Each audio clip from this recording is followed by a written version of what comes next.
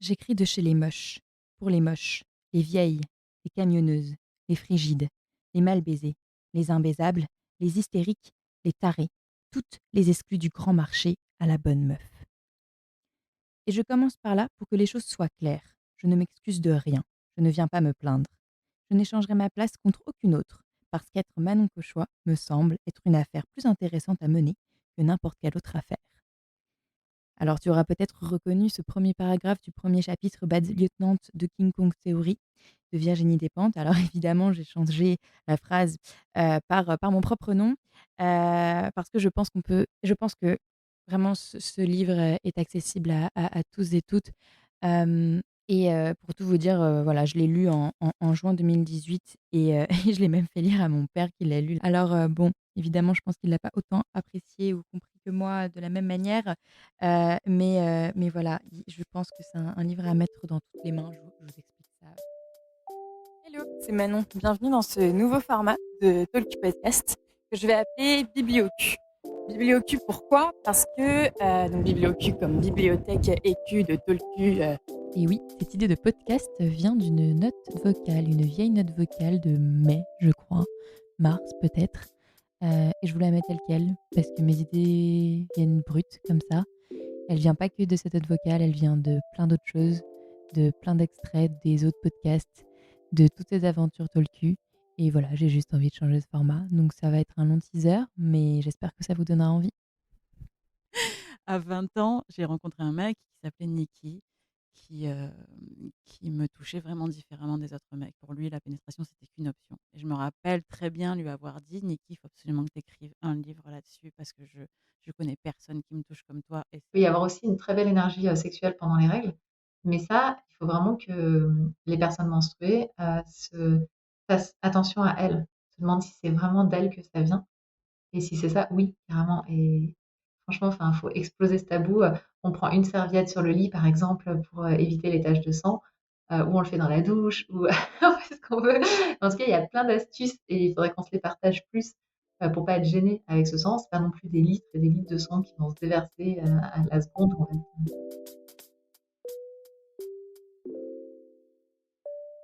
J'avais l'envie et je m'étais mise au défi de créer un double niveau de lecture pour que, d'une part, les personnes trans puissent des ressources et un empouvoirment et que, d'autre part, les personnes cisgenres trouvent des et un espace de pédagogie. Pédagogie sur quoi? Pédagogie pourquoi? Parce que tout dans notre société se base sur des dynamiques de genre. Tout n'y est qu'histoire de genre. Parce que le recul manque pour voir ce que ces dynamiques impliquent pleinement. Et surtout, parce qu'elles restent en grande majorité invisibles et, au premier plan, celles qui concernent les personnes transgenres. Chérie, j'ai pris rendez-vous chez le sexologue. Face aux soucis sexuels dans le couple, les femmes sont-elles celles qui décrochent le téléphone ou surfent sur Doctolib en quête d'un rendez-vous avec un pro? Célia, 36 ans, après rendez-vous. Plus de sexe entre nous, plus de conversation non plus. J'ai tout essayé et j'ai eu besoin d'aide.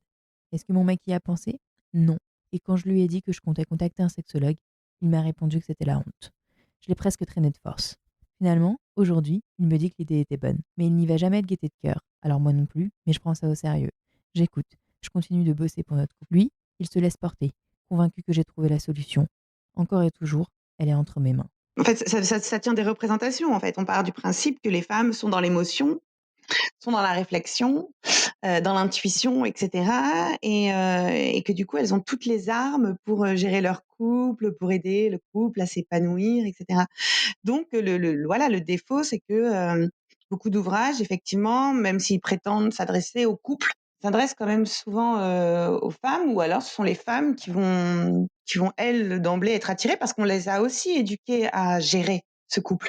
Si tu es célibataire, c'est ta faute. Faut que tu fasses des efforts, tu cherches l'amour, tu fais comme ci, tu fais comme ça. Si ton couple il va pas bien, c'est ta faute. Il faut que tu ouvres la communication, il faut que tu parles, il faut que, tu vois? Donc, ah, vous faites pas assez l'amour, tout de suite la femme se remet pareil en question en se disant: «Mais est-ce que c'est mon désir?» Parce qu'on a toujours appris que le désir féminin était beaucoup plus capricieux, beaucoup plus, difficile, enfin beaucoup moins évident, moins tombé du ciel, et cetera.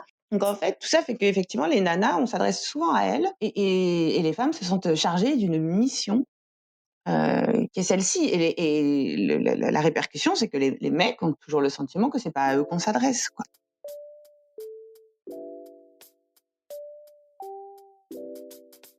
Mieux comprendre John. Max, 17 ans, vient consulter le docteur G pour savoir. Il ne précise pas quoi. C'est une visite de routine ou plutôt de rodage. Comme pour une nouvelle voiture dont il viendrait d'hériter, il veut évaluer s'il a entre les mains une Ferrari ou une Twingo, comprendre comment ça marche et jusqu'où il peut pousser la machine. La plupart des hommes connaissent de tels questionnements dès la puberté. Max ne dit rien de ce qui l'attend. Peut-être se pose-t-il des questions sur sa normalité, entre guillemets, comme beaucoup d'adolescents à son âge. Peut-être se contente-t-il de faire comme sa sœur. Il va consulter le gynécologue des hommes, l'andrologue en l'occurrence. L'examen clinique démarre, le docteur G commente pour lui.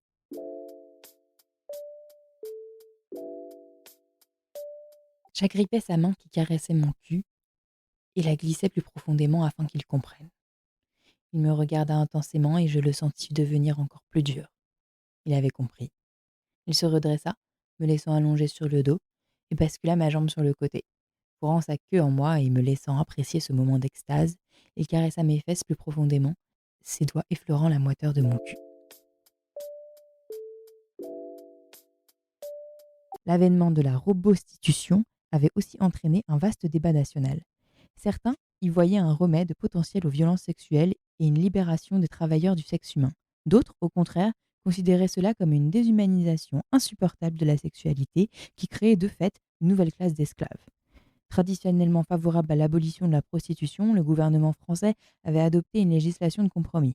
Les sex bots étaient autorisés, mais à condition que leur cerveau artificiel soit bridé, de sorte qu'on ne puisse pas les considérer juridiquement comme des personnes.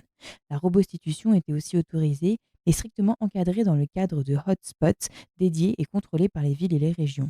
En tant que port et ville maritime et militaire où la prostitution humaine avait toujours eu droit de cité, Toulon sauta sur l'occasion. La mairie laissa prospérer cette nouvelle activité dans l'ancien quartier chaud de la ville basse, près de l'Arsenal, et en quelques années seulement, Toulon s'affirma comme l'une des capitales européennes de ce nouveau commerce sexuel.